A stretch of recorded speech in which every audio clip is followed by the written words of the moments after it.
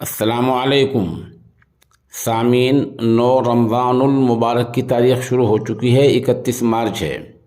ये वीडियो आपने देखी, ये वीडियो रामनवमी के जुलूस की है। सूबा हरियाणा के अम्बाला कैंट की जामा मस्जिद के सामने ये लोग आए और वहाँ जुलूस निकाल रहे हैं। आप भी देखें और इस पर अपनी राय भी पेश करें।